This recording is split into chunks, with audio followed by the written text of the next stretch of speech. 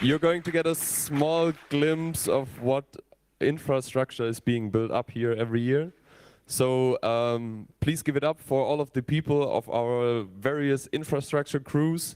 And we'll start with Leon and the 32C3 NOC review.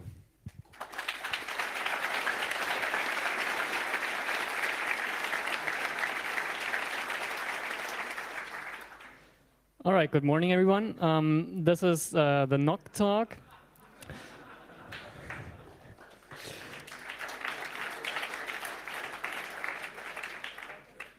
So I'll start with the bad news. We had no sauna this year. The issues were quite interesting this year because we had some problems acquiring backbone hardware, which was quite serious. Usually we had a sponsor who lent us a ton of equipment that we could use, and that we had everything from one source, and that was really easy. We just sent a wish list, and we got everything we wanted, and we could build the nice network with many features that we didn't really need, but just made it fun to have.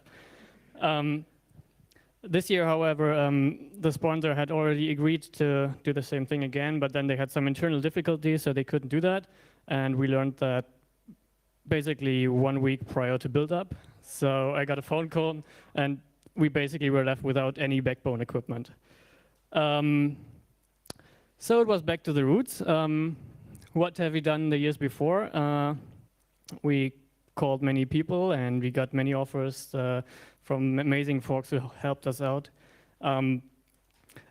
We decided that basically everyone in the NOC would bring his Fritzbox, and it would be fine. So the temperatures were fine in all rooms. The Fritzboxes don't have that much energy to dissipate. So this happened. Now, what we seriously did was some emergency planning. We got help from many amazing companies, especially we have to thank Teamix, who are a Nuremberg company. They've been incredibly helpful, arranging stuff from their storage, talking to people if we can use their stuff. And we spent many hours on the phone late in the evening with a man from Teamix, so that was really helpful. Thanks for that. Other companies helped as well, especially Huawei via the company called 10ICT, who lent us some routers. SecureLink, which is another Netherlands company, helped us with equipment, and eKicks lent some. They've lent a big router and switch, which we used in the data center. So what we ended up with in the end was this equipment. It's basically.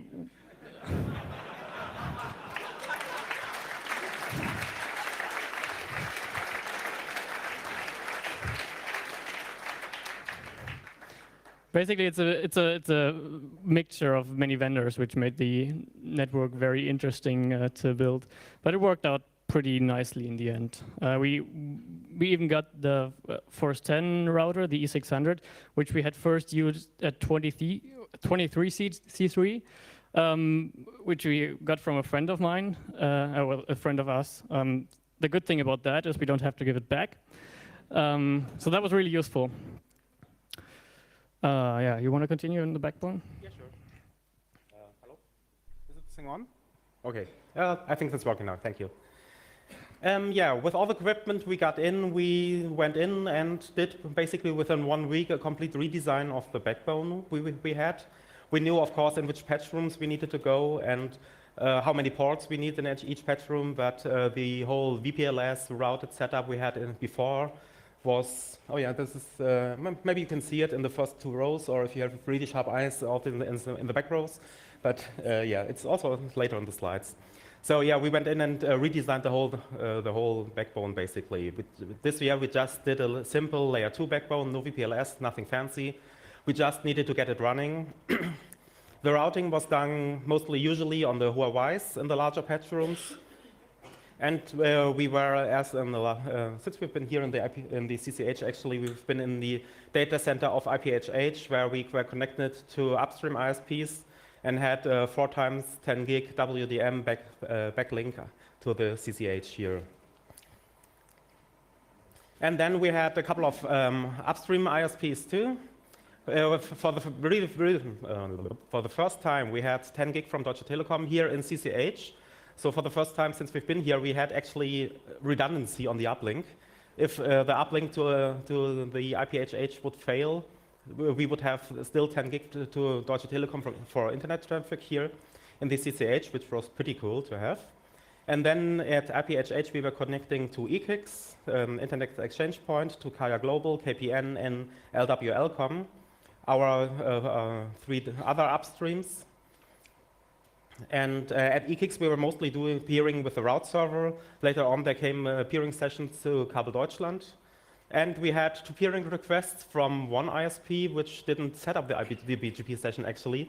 So we're still waiting for it. They have still a couple of hours before we shut down our equipment, so maybe we'll get it in the end.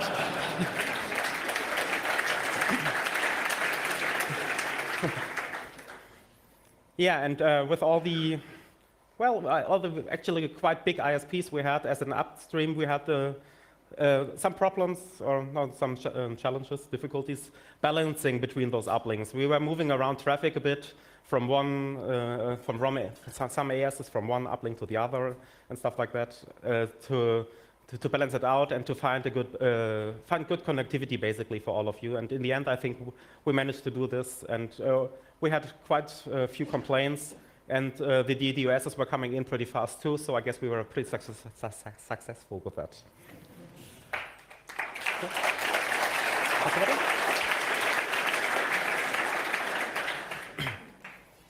So after all those years, we used the E600, basically many years in Berlin, then we didn't use it in the CCH, and we used it at camp again this year. We finally found its limits, because this was always like that one box that always stood up to the challenges of the Congress.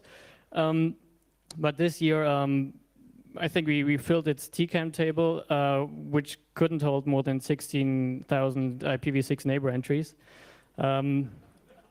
Well, it's basically, you have 3 entries per device, so there's not this many entries, basically. So that device was just too small to hold all the V6 traffic. But yeah, we could mitigate that by moving V6 routing to another device we still had lying around, so that worked. Another issue was that for the first time, we actually had a DDoS. So someone tried to attack our network from the outside.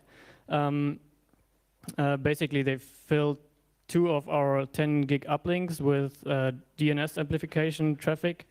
So that was one evening of some issues for us. It was going against one of the colo servers. So we don't really know if they were trying to attack the event or some specific server they didn't like. But we could mitigate that with the help of our upstream NOCs, so that worked. What we tried to do with KPN this time, which is one of our uplinks, is to run a 100 gigabit connection to them. They arranged hardware especially to do that test with us, and we arranged hardware to do that, but in the end it didn't work well. We tried we suspected a broken optic, so Flex Optics sent us another one, which didn't work either, so we are suspecting currently a broken line card in their router or something. But yeah, in the end we were stuck with your grandmother's 10 gigabit Ethernet again. But that's fine, we don't need all the bandwidth. It just would have been nice to test the technology. Marcus? Yeah. And then we had some problems with IPv6 routing on the Huawei's. Basically, they were working quite fine in most locations, but in one of the patch rooms where we had a lot of VLANs terminated, it seems like they were running out of CAM, basically, which is the memory where the addresses are stored in. And we noticed that it was mostly for IPv6 only. We had strange packet loss on some VLANs, not on others. So it was quite a hard problem to debug and to find out eventually. And when we figure out that it has to be CAM related, we were moving most of the routing of the one patch room back to the E600, which made sure that it was still below 16,000 neighbors, of course. And then suddenly the latency went back to normal on the IPv6 networks and everything was working quite fine. We didn't really find out what happened there, but it had to be something like that. And we had the same problem basically with the Wi-Fi network where we had almost like, well, we have the numbers later, 8,000 something users in there. So we were routing that at the beginning on the E600, basically, right? Yeah, on the E600, and there we were running NDCam issues too.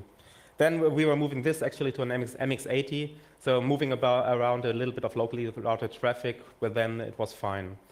And then in between there were some people trying to be funny and sending some stuff to our monitoring servers, which took down some of the monitoring for some time, but eventually we found out that too, and were blocking the IP addresses, and then we could see that all the network was working anyways, so that was fine too. Yeah, and then we have some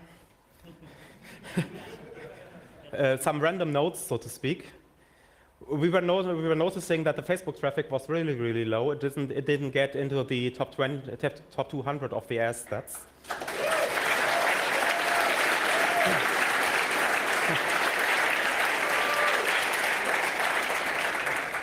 Yeah, we were joking that the most Facebook traffic we've seen was that one visitor walking around in a Facebook shirt. And actually, on a quite interesting note, there was more V6 traffic from Facebook than V4 traffic, so that's good too, somehow. For the colo, we saw this year some requirements. Oh yeah, we need like 10 times 10 gig. No, it wasn't 10 times, but some people wanted to actually have multiple 10 gig channels for the servers. I mean, we are quite happy to provide connectivity in colo. We were quite happy to provide the colo and do anything we can to provide bandwidth there. But there are some limits. So we think, at least for this Congress, 10 gig was quite enough for one server in the colo.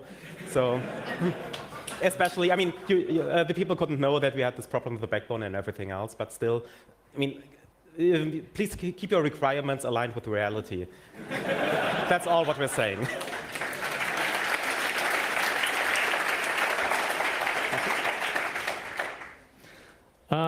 We learned some interesting new facts that, well, people couldn't tell us when we asked. We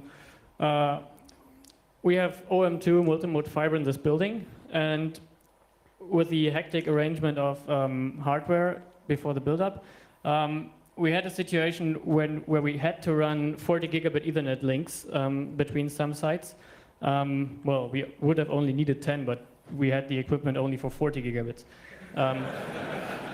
So we had to figure out whether those links would work over this fiber that's not designed for this kind of use. The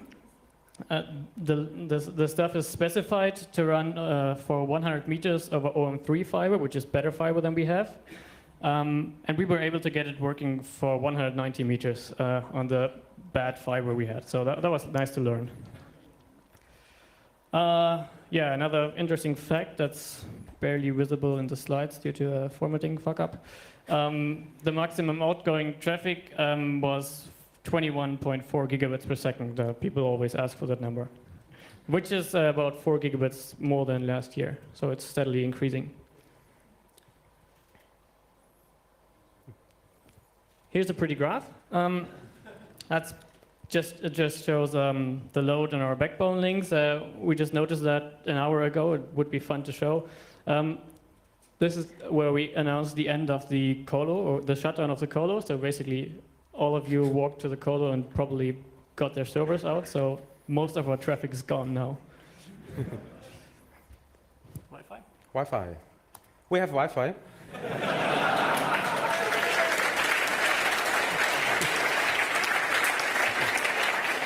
No, but really, we have Wi-Fi. What we were using this time, the same as last year, were Aruba controllers in a high availability setup with 10 gig links towards the core. We had deployed 145 access points throughout the building. In all over the building, we saw 20,000 unique clients. and had a peak of 8,150 clients. So it's not over 9,000. Yeah. Our Wi-Fi team didn't deliver on that, apparently. Yeah, so.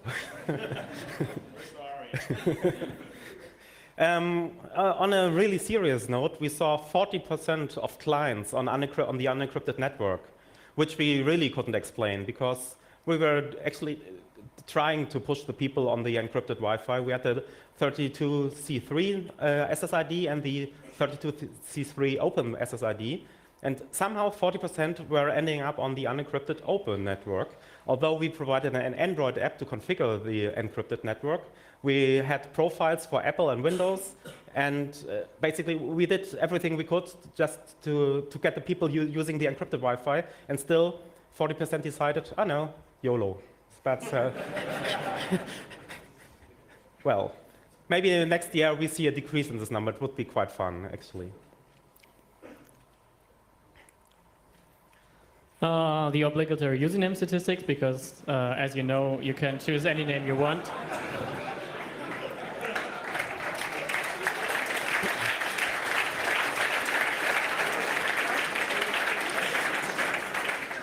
Number 7 is an improvement from last year. It was on number 11. Device statistics, this time Linux has won. Together with everyone.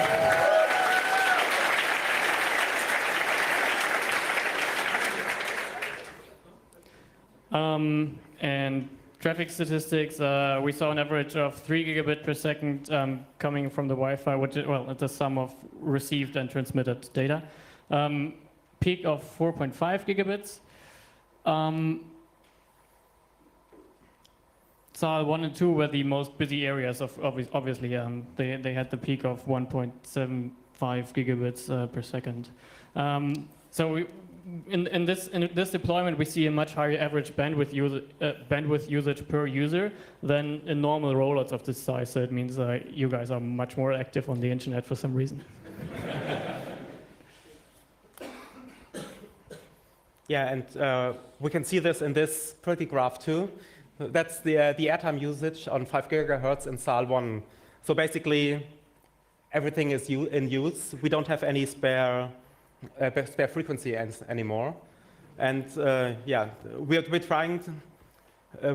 actually trying to push as much traffic as is physically possible through those wavelengths, through those frequencies that we have.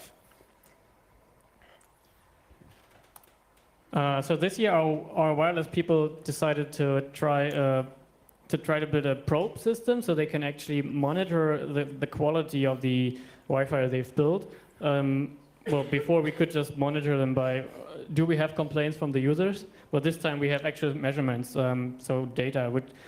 They've built 5 OpenWRT devices with WPA supplicant installed. And then they've run automated tests on them for ICMP ping checks. Can we get a DHCP lease? Let's try to download this file via HTTP and see how long it takes, things like that. So what you can see is, well, the download speed was limited to 15 megabit per second. And during nighttime, when the rooms were empty, you could actually get the speed. But once people would come in, the speed would drop. So that's interesting data to have while designing the network for the next event or something. We had a bit of problems in the Wi-Fi too, of course, or challenges. We had some performance issues with the E600 on the first day, which was adding, because it was running out of CAM apparently, a lot of latency to the wireless network and basically to most of the to the network traffic that's going through it. When we moved the traffic away from the E600, the throughput doubled basically after day 1. So we figured out that we reached the limits of the E600, what we were telling you before already. And we were hitting the physical limits in the SAL 1, 2, and 3 most of the time with the channel utilization you just saw. So we either need more spectrum or a more efficient usage of the spectrum that we already have. And in this regard, our Wi-Fi team is asking if there are some people who have knowledge of this area of running a Wi-Fi network for how many have you? 12,000, 15,000 people. And with the bandwidth we're having, they'd like to talk to you about how this can be done. If you have any ideas or whatever, you can get in contact to us. I mean, this doesn't, of course, you can still talk to us, but we don't really need an experience for someone who has like a Fritzbox at home. We still have this experience ourselves, so of course. So that we really need like the experience of engineers and people who are running this high-capacity networks with lots and lots of users and bandwidth. And the last problem we had was the fast radar detection. We had this last year already. We were presenting it, talking a little bit about it. Basically, when there's some noise going in on one frequency, the Wi-Fi just shuts down because it's thinking, oh, there's like radar from the airport, traffic control or whatever coming in, and then it shuts, and it needs to shut down. This is a known bug in the Arubas or something like that, I guess. And it's still not fixed. We're still seeing these problems, but apparently it gets better in the newer devices, which we didn't have that much from, right? 50%. Okay, so 50% of the people were able to continue using the Wi-Fi when those events come in, which is not too bad. Another topic is the people who we need to thank. We couldn't get a better picture, sorry. So we would really like to thank the kind folks from the NOC help desk who always are our firewall. They just take all your requests and complaints and they try to help you guys, and they forward the serious stuff to us so that, well, we have actually time to work on the network. So thanks for that.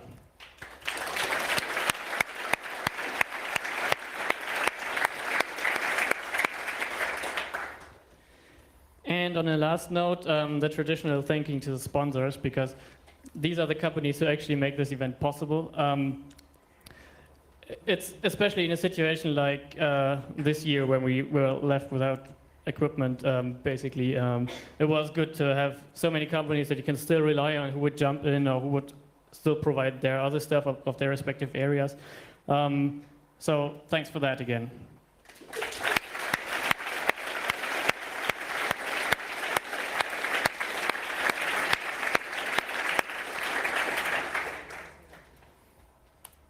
All right, I think we're done. Are there any questions?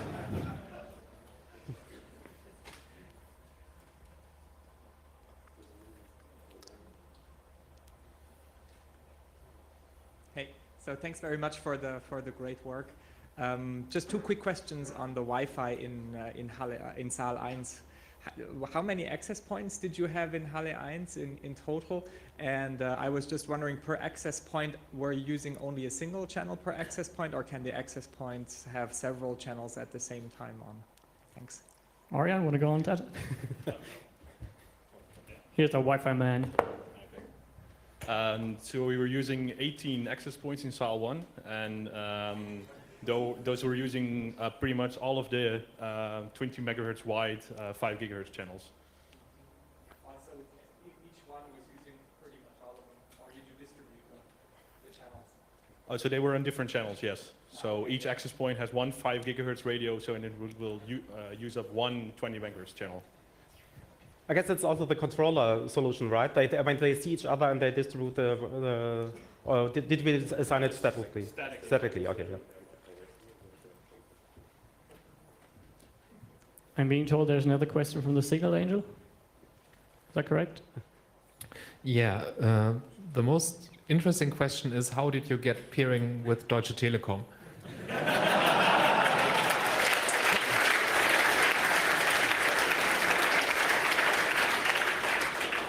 It was actually transit, not just peering. Yeah, well, we asked some folks. Okay, so it's not reproducible. Well, we hope to reproduce it next year, but we'll see. Yeah. Yeah, you can. I can't. I have another one, which is why is the wiki down?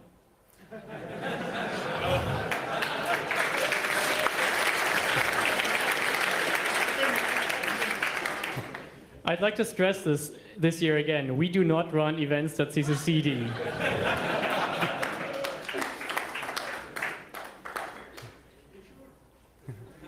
And I guess the last question from the internet is what funny thing did some users do against the monitoring system?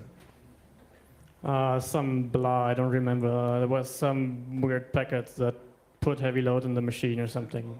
Synflood apparently. Okay, Synflood, easy. Yeah. Hi.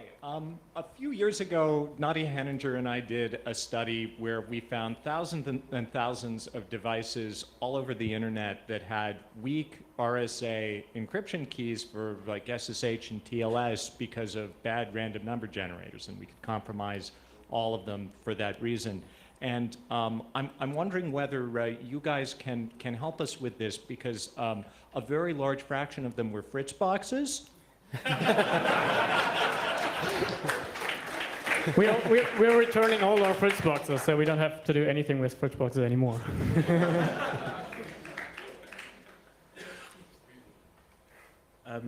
Do you think next year you could discourage use of the unencrypted Wi-Fi more by giving the SSID a less innocuous name like open instead, and call it like unencrypted or Insecure or something. unsafe or something Yeah, we like can that? try that. We do have some success discouraging people from using the 2.4 gigahertz networks by giving it the legacy or even slow name or something. So that works. Yeah, we can probably do better than that. Yeah. Okay, one more. Wireless question, specifically Hall 1.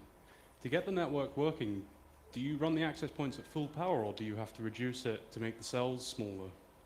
Yeah, we have to reduce the transmit power, so we get cells that overlap the least as possible. Thank you.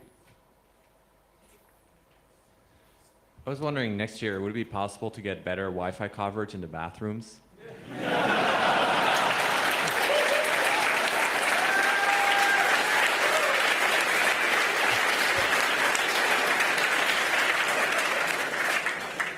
You know, the funny thing is, this was on our list for this year.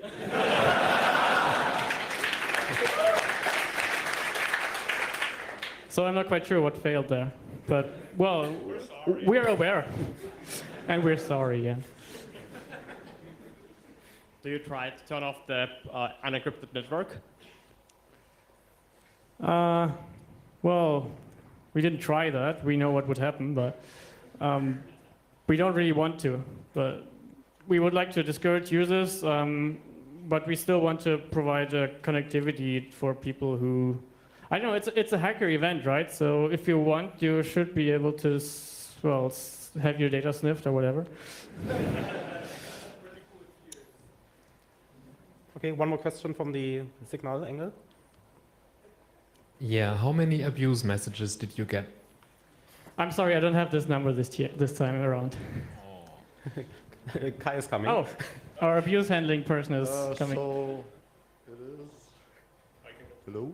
Hello? Scroll. 248 mails where like 95% are automated about port scans, because it's still just used for stupid port scans the network most of the time. And we had, I think, roughly 10 calls where one was more or less serious and the other ones were like really unimportant and easily to fix. I've got one of those calls. Someone has sent a spam email. Which is, of course, not a good thing to do, but yeah. Okay. Thank you very much. I think we're done.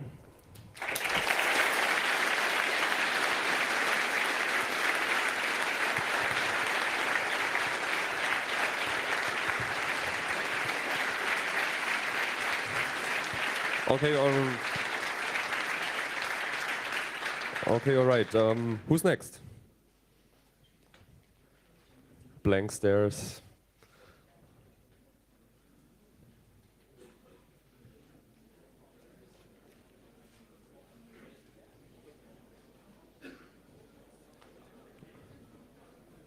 Yeah, that looks like a VOC review.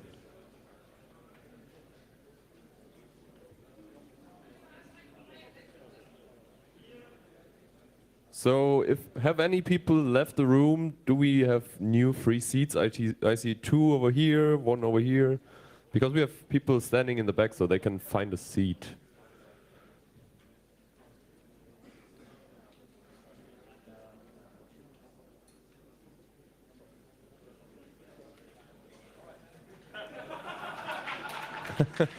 All right. Yeah, just, keep coming, keep finding the free seats. People keep their hands up. All right, then please give it up for the VOC review.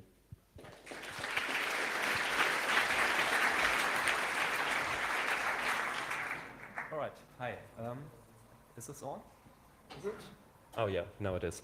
Okay, so as some of you might know, last year we were more or less the virus operation center with half our team falling victim to the Kongressseuche.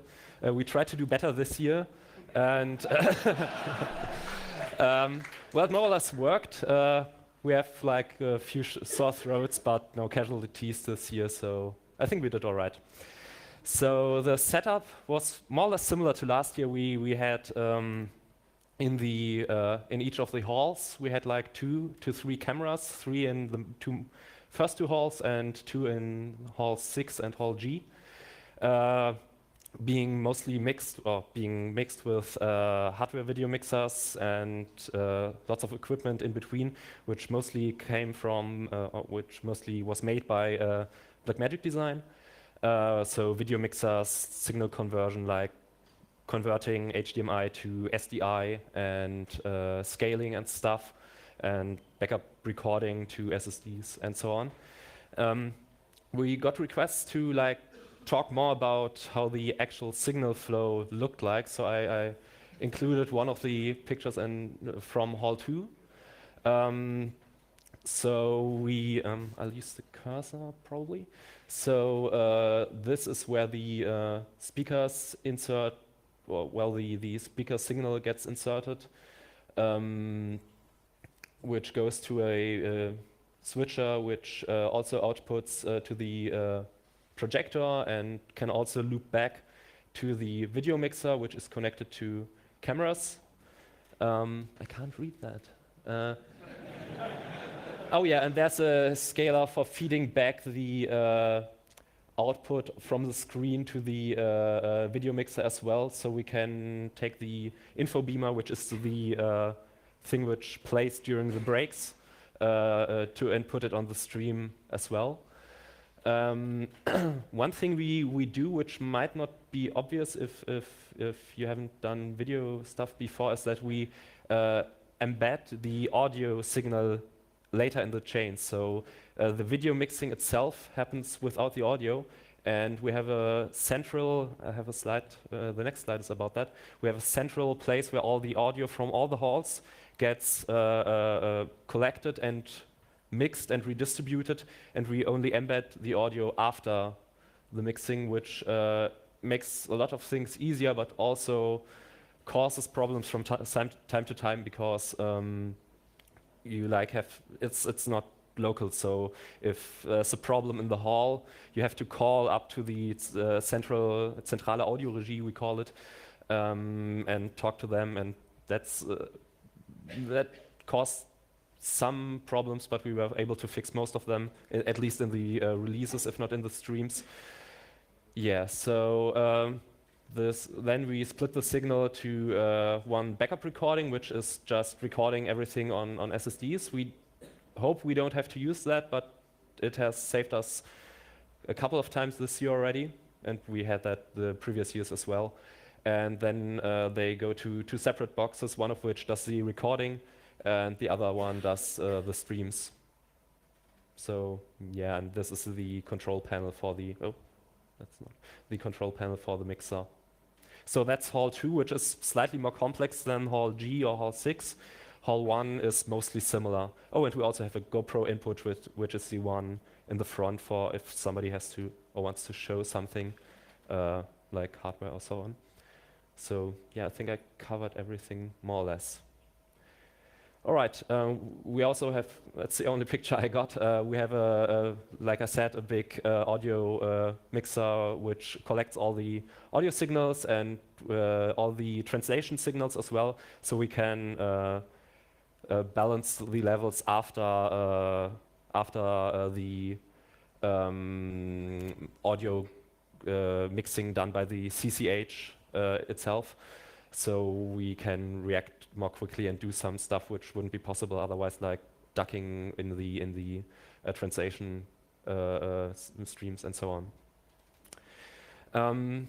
We also did the Sendezentrum this year. Again, we already had that last year, and we decided to do some experimental stuff or research. We wanted to have a software video mixer which can do HD for the smaller conferences we do over the course of the year.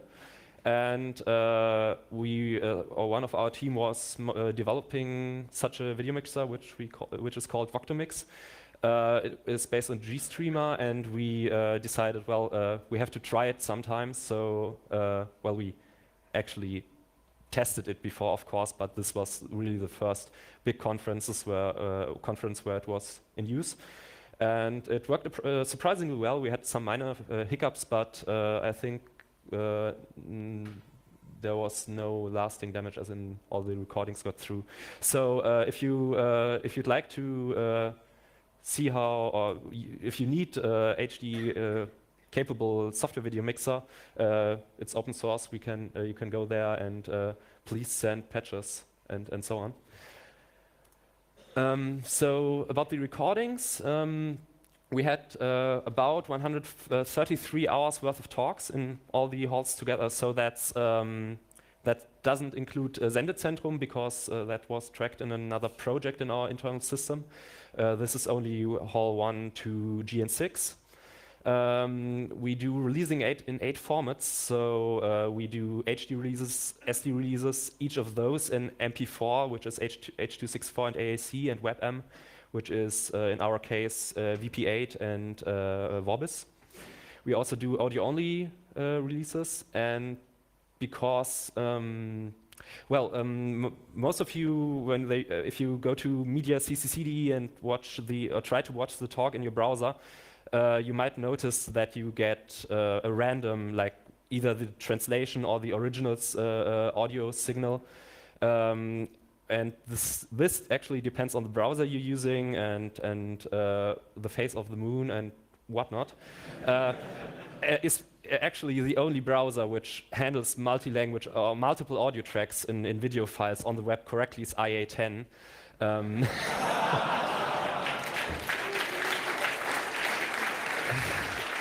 So that's pretty sad. So we also demux, we create additional releases which only contain single audio tracks to cater to broken browsers. So if you have issues like that, getting the wrong audio or something, just download the file and try VLC or something. So in the end, this amounted to more than 1,000 hours of encoding and actual files ending up on various servers. If you have in CPU time, that's probably about like 5,000 or 3,000 hours of encoding time. All right, the releasing status. This year we were allowed to record almost all talks, but one, which was the play in hall 1. When I made the slides, we already had released 130 of those 152 talks. This number is probably higher by now.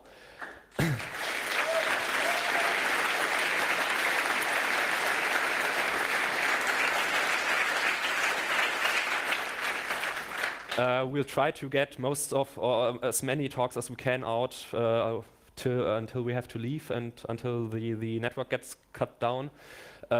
So we hope that, most of them will come out today, and the rest will hopefully come out soon once our hardware has traveled to its home again and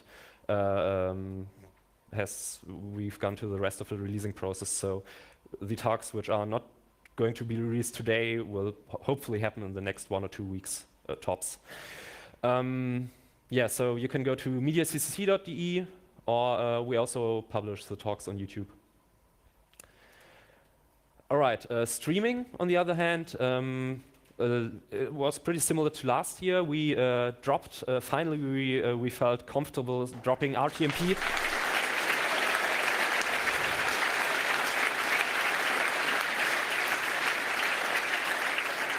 So only HLS and WebM, with the majority of the viewers actually going to WebM because browsers, the only browsers which natively support HLS are Apple devices. So that was about 10 to 20%, I think.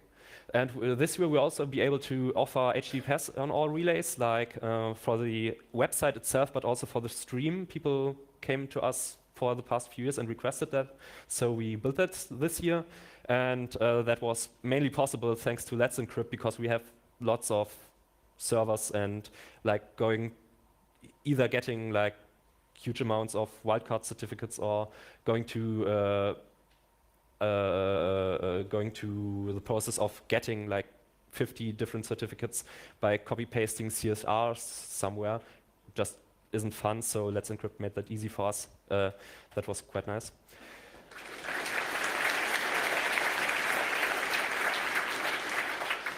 So this is how CDN looked like. The servers you see in the bottom, that's 17 if I didn't miscount, is the ones which were serving streams to the users. This is our source, which is in a collocation space here in CCH. And we have a distribution layer which just handles the load of actually pushing the data to the edge relays, because one edge relay gets fed with approximately 300 megabits, just all the streams. So we can't do 17 times 300 from just one server. So that's why we have this distribution layer. One of those was two of those servers were in the United States, actually. So people coming from the United States were pushed to a local server. We also had a server inside this building, and also went to pushing people from 3233 to that local server to ensure that you don't have, or you have less round trip time, more or less. Peak FIFA is still a thing. So you can see Peak FIFA over there. That was like 5,500 viewers in Hall 1. We also have a little Peak Jeopardy over here. Yeah, so we ended up serving almost 20 gigabits of streams at the peak, and well, less than an average, so something like 10 gigabits, which was 10 gigabits on average during a normal day, which was quite a bit more than last year. So yeah.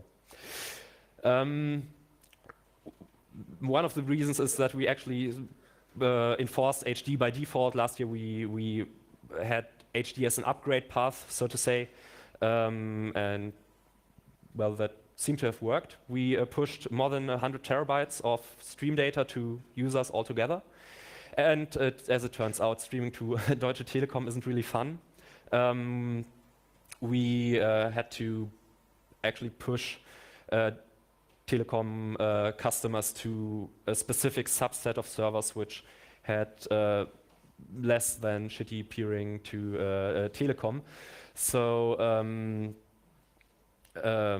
yeah, and actually most of the Telekom traffic was served from CCH itself via the NOC link. So thanks for that.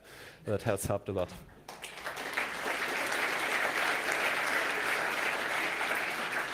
So there are a few other teams which are, well, not exactly the video team, but related. So I collected some statistics from them as well. So first there's the subtitling team, which this year again did live subtitling in halls 1 and 2. And they subtitled 82 talks, which was all of them. And the number of characters they typed was 2,014,021.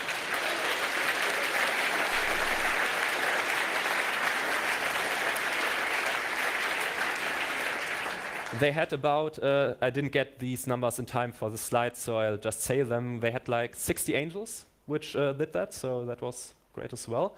And speaking about angels, we had like video angels manning the cameras and the video mixers and so on. That was about 250, so well done, thank you.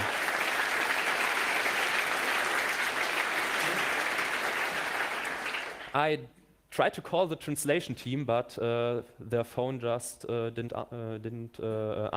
answer the phone. So I pulled these statistics out of our recording system. So these are not complete, but they give you a rough idea how the translations were distributed. So we had 3 German talks which weren't translated and 9 English talks. But comparing that with 105 English talks which were translated to German and 19 German talks which were translated to English, that's a pretty good ratio, I think. Yeah.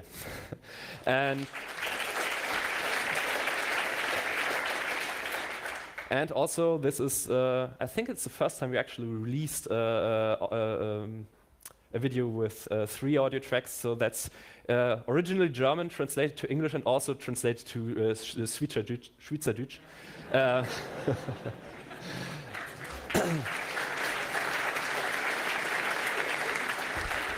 That was the yesterday's Hacker Jeopardy, if I'm not mistaken, so if you want to watch that.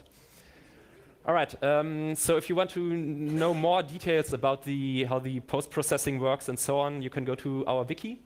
The setup described there is not exactly what we do on Congress, but many of the parts are still the same. So there's some documentation there, and there's also a talk from Frostcon linked, which explains some of that. So see you at Easter Hack, and have a nice day. All right. So we're going to start switching speakers already and might do 1 or 2 very quick questions because we are running low on time. So if you have a question, I mean, Signal Angel, go ahead. You already have a mic. The first question from the internet is still buffering. What were the audio problems during the opening event?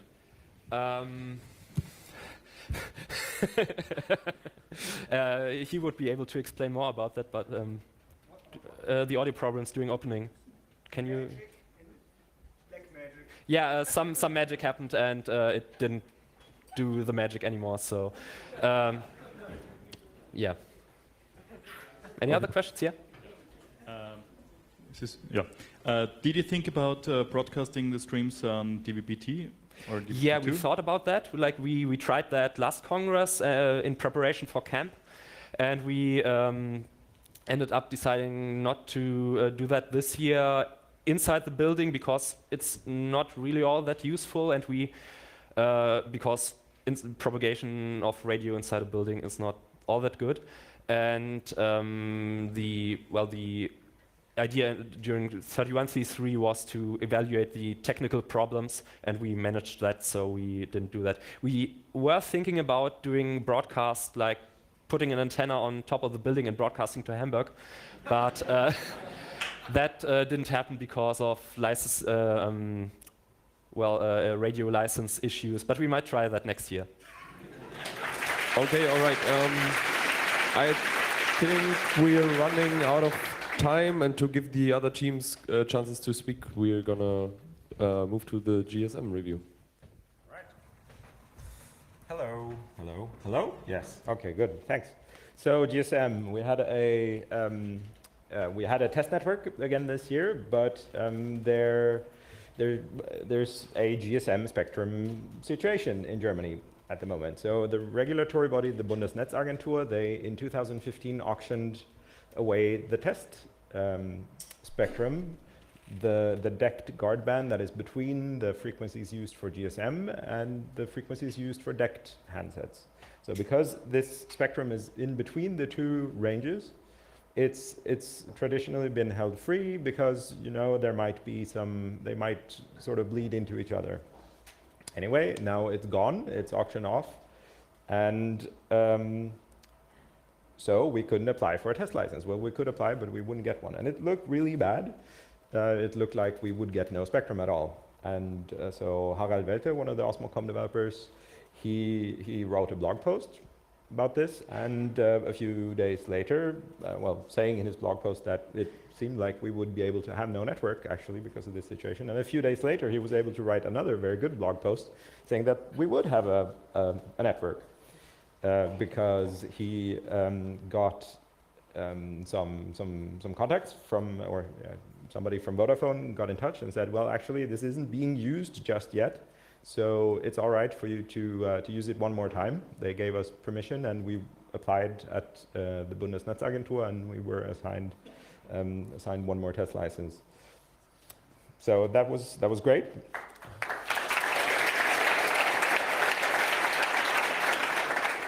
We had 7, well, some of them are still up. We had 7 BTSs operating in the building. That's a little bit less than we've had previous years.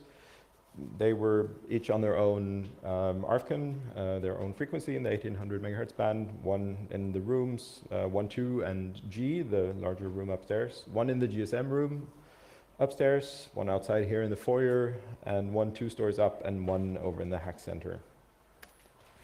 So we did some new things this year. We implemented HuffRate, the HuffRate audio codec, which means that we were able to accommodate twice as many calls as previously. That's good. Now there's also an open source, working open source implementation of this, which was indeed finished during Congress now.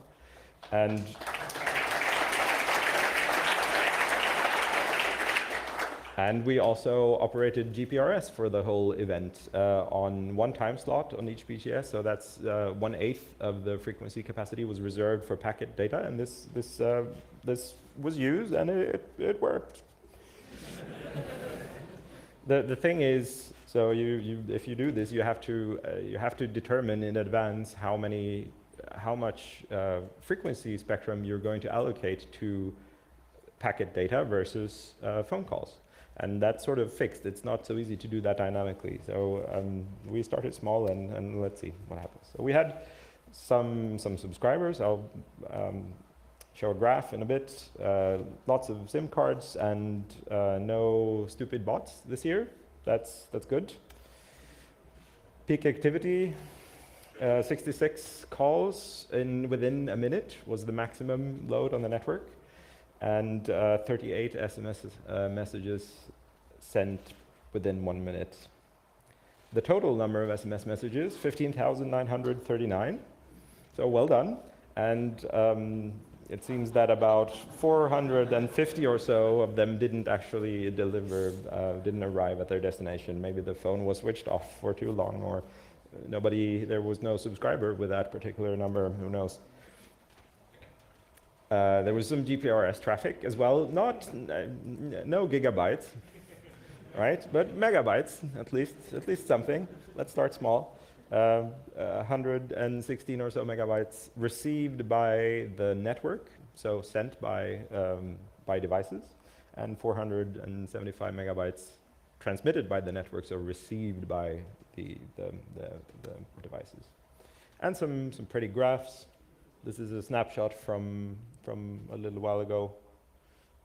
The 3 on top I already went through. That's the number of active subscribers and the total number of sent messages in GPRS traffic. And on the bottom you see the channel load, so the activity of each BTS, each of the 7 BTSs that we were using. Finally, so what about next year? We don't really know. It doesn't look that great, and it's pretty certain that Vodafone is going to be using their spectrum that they've acquired next year. And sad panda, sad face. If you have any way to help us out with some spectrum in downtown Hamburg between Christmas and New Year's in 2016, then we would love to talk to you. And this is really a unique and important opportunity to exercise the open source software and hardware that we have for cell phone technology. I know maybe you caught Harold's talk on the new 3G work that is slowly coming off the ground, and by next year, I would be super excited to see that implemented. Now, I mentioned, yeah, so if you can help, please get in touch. I mentioned SIM cards. As it turns out, we found half a box of SIM cards left over, so if you're interested in those, come find me after the talk. That's it for me. I guess we can take some questions. Yeah, so we're gonna start switching speakers already, and in the meantime, take a few questions. So if you have a question in the room, run to one of the microphones. If the signal angel has one, he waves his hand like he does right now. A question is, were there any special services provided via GPRS, and were there Congress WAP pages? Still remember that? There were no special services implemented by us, and there was no WAP content provided, but if you're interested in doing so, please get in touch, and we'll make sure to set something up. Oh, there's one more thing I should mention about the SIM cards.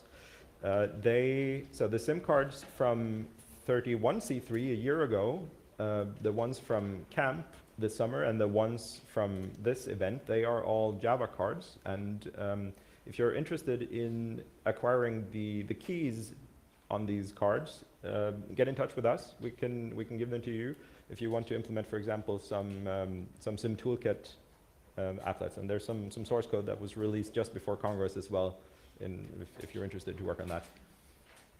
Okay, perfect. Maybe one final very quick question. Have you tried to combine the text messages from the voice over IP with the SMS? Because that didn't work, I think, but it could be interesting. Have we tried to combine text messages over packet, you mean? Yeah, there is a voice over IP also to call, and but you can also send text messages with that protocol, but do you mean it was SIP? not possible to send SMS. SIP, do you yes. mean SIP text messages? Yes. Okay. No, we haven't tried that. There is no SIP to SIP to SMS gateway. That's also an interesting project if anyone wants to work on that. Should be pretty easy. The POC infrastructure is easy to integrate with. Okay, thank you. Okay, perfect. You are the last question. One sentence question, one sentence answer. My question is, what kind of hardware was involved in this entire network? I'm mostly interested in the BTS. The hardware we used are Sysmo BTSs, and what was the second part of your question? That I was mostly interested in the BTS. All right, yeah, so the BTS is a Sysmo BTS, and it has an Ethernet connection to a server where we're running the OpenBSC open source software to control all these 7 BTSs. Thank you. Okay, perfect. Thank you. And we technically have 2 minutes left for Silk Road, but we might run 1 or 2 longer. So yeah, please, Silk Road. Yeah, hi.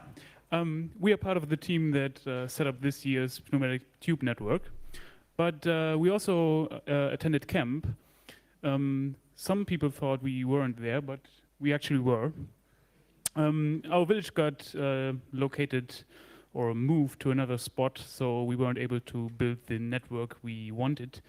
Part of the reason was because there were security ways that we couldn't cross. But we tried to cross them. Turns out that the clay soil in Mildenberg is actually pretty hard to dig trenches into. We also have some statistics from camp that we couldn't show at the last infrastructure review. So all in all, there are about 118 capsules sent from our central node. Unfortunately, as most of you know, there was a little downpour at the camp one of the last days. So our measuring hardware that we would have loved to use at 32C3 somewhat corroded there, and we weren't able to use it. So this year's network looks like this. It's a bit larger than at last year's Congress. But this year we were also able to handle all the traffic from a single central node. So most of you have seen the router upstairs. So it's able to route all the traffic to the central node and back to all the nodes again. So some new developments we did. For the camp, we actually wanted to collect the statistics from all the nodes. And since we planned a large network with nodes that are far apart, we figured we needed some kind of two-wire bus that has to use cheap cable. So this is somewhat RS485-ish two-wire bus. You can check out the code on GitHub and the hardware schematics. And this is also the stuff we use to control the routers. Yeah. Yeah, because of that or that central approach, we needed some communications. That's why some other guys set up some field phones to every station. And they were heavily used, even especially in the mornings when the smaller hackers were there. That was quite fun. And that's our router. It was really fun. It had 3 tubes, 1 tube coming.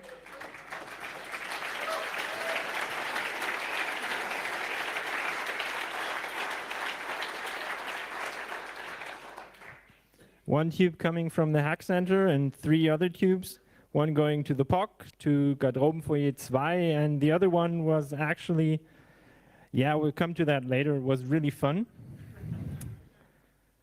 Because of that central approach,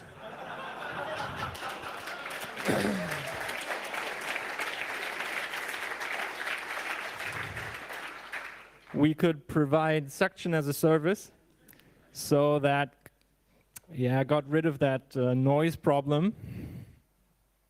We had some, yeah, no one really who could provide an electrical switch, so we choose another approach.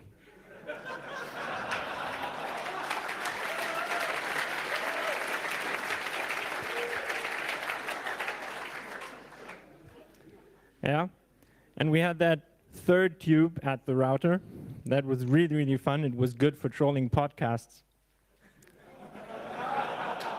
Because it was on the stage at the Sendezentrum. Yeah.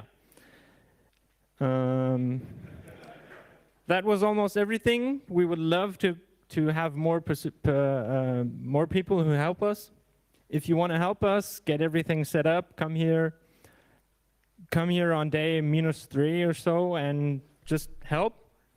If you have nice ideas, contact us via the mailing list, and yeah.